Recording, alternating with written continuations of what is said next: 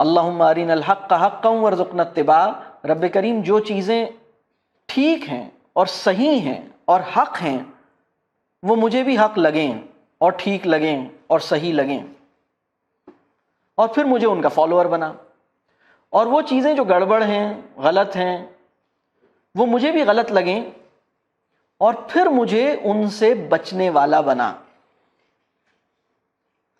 اچھا، یہ دعا ہمیں کیا بتا رہی ہے؟ یہ دعا ہمیں کئی باتیں بتا رہی ہے۔ پہلی بات تو یہ بتا رہی ہے کہ ہمارے ذہن کا یہ چیلنج رہے گا کہ اسے غلط پر صحیح کا گمان اور صحیح پر غلط کا گمان ہو۔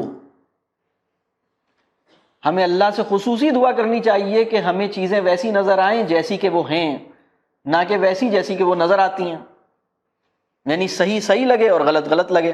اگر ہماری بینائی ٹھیک کام کر رہی ہو، یعنی ہمیں چیزیں ٹھیک نظر آ رہی ہوں، تو اس کو ہم کہتے ہیں تناظر کا درست ہونا، یا پرسپیکٹو کا کریکٹ ہونا، یا پیراڈائم کا صحیح ہونا، یا لینس کا یا اسپیکٹیکلز کا ٹھیک ہونا۔ تو یہ کیسے ہوتا ہے؟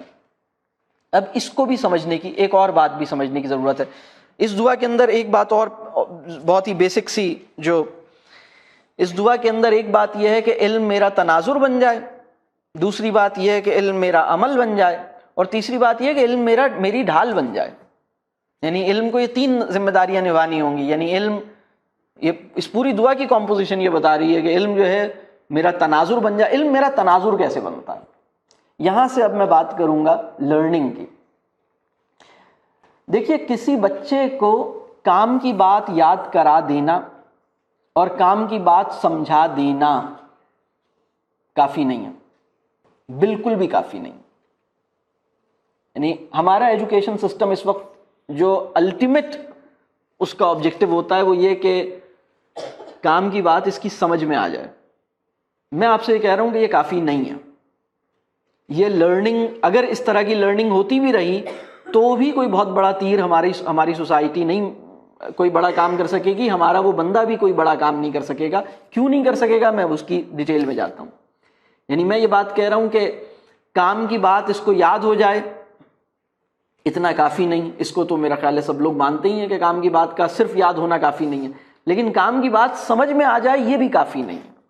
بلکہ اس سے بڑھ کر کیا چیز مطلوب ہے وہ یہ ہے کہ کام کی بات میرا لینس بن جائے، کام کی بات میرا تناظر بن جائے، میں چیزوں کو اس اینگل سے دیکھوں۔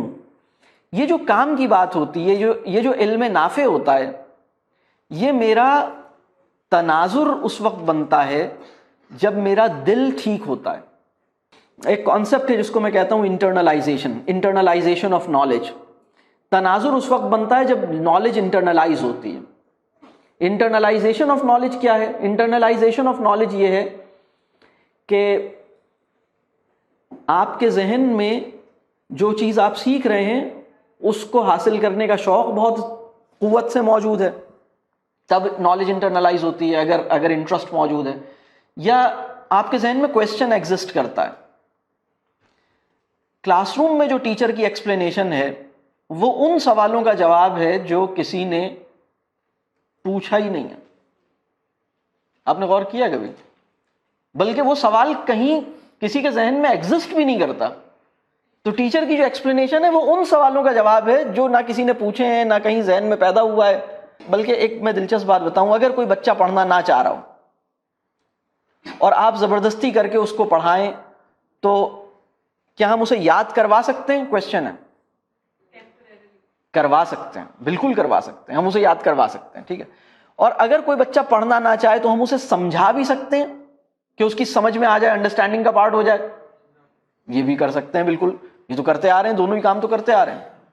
مطلب بہت اچھی طرح ایجوکیشن نے انہی دو کاموں کو کرنے کی پوری ذمہ داری اٹھانے کی کوشش کی ہے۔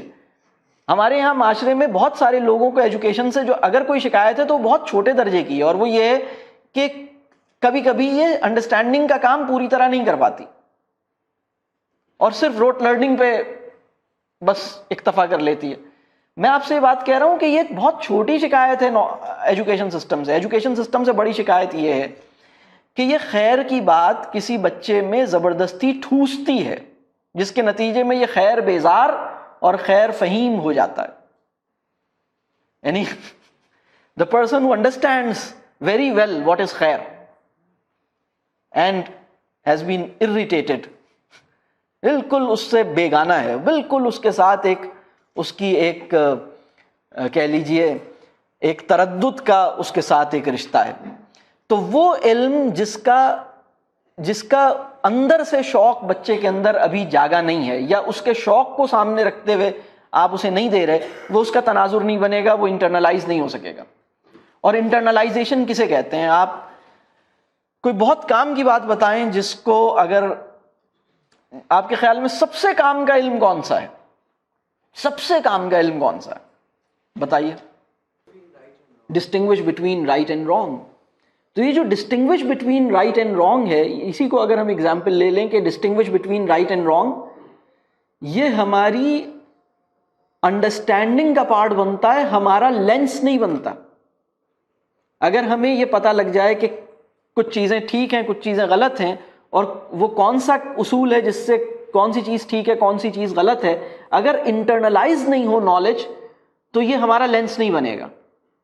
اگر ہم اسے فورسفلی ٹھوسیں گے تو یہ انٹرنلائز نہیں ہو سکے گی. اگر ہم کسی بچے کو زبردستی کچھ سمجھانے کی کوشش کریں گے, وہ سمجھنا تو نہیں چاہتا, لیکن میں نے یہ سوچا کہ یہ بہت ضروری ہے کہ یہ سمجھ لے, اس کا سوال اس کے ذہن میں ایگزسٹ نہیں کرتا, اس کی دلچسپی اس نے مجھ پہ ظاہر نہیں کی. یعنی انٹرسٹ اور اس کی جو ایکچوئل جینوئن انکوائری ہے, میں نے اس کی پرواہ نہیں کی کہ اس کے اندر اس کا وہ انکویزیٹو بھی ہوا ہے یا نہیں ہوا, وہ کیوریس بھی ہوا ہے یا نہیں ہوا اس چیز کو جاننے کے لیے, اور میں نے اس کو فورسفلی وہ پڑھائی. یعنی اس کے نتیجے میں وہ سمجھ میں آ جائے گا, وہ یاد ہو جائے گا, لیکن وہ لینس نہیں بنے گا. وہ لینس کیوں نہیں بنے گا؟ یعنی لینس نہ بننے کا مطلب یہ ہے کہ وہ جب دنیا کو دیکھے گا تو اس میں صحیح اور غلط پہچانے گا نہیں, اس لیے کہ دنیا کو وہ اس لینس سے دیکھ ہی نہیں رہا. یہ بات ایک انڈرسٹینڈنگ کی حیثیت میں اس کی جیب میں پڑی ہوئی ہے, اسے یاد دلانے پہ یاد آتا ہے کہ دنیا کو اس طرح دیکھنا ہے. اگر یاد دلانے پہ یاد آتا ہے کہ دنیا کو اس طرح دیکھنا ہے, تو اس کا مطلب یہ ہے کہ یہ بات آپ کے شعور میں داخل ضرور ہوئی ہے, آپ کا تناظر نہیں بنی ہے. تناظر کا مطلب ہے perspective.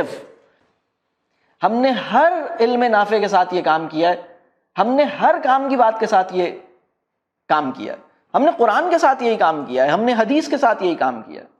The way we look at the world is not the same, یا is not defined by the knowledge that I have.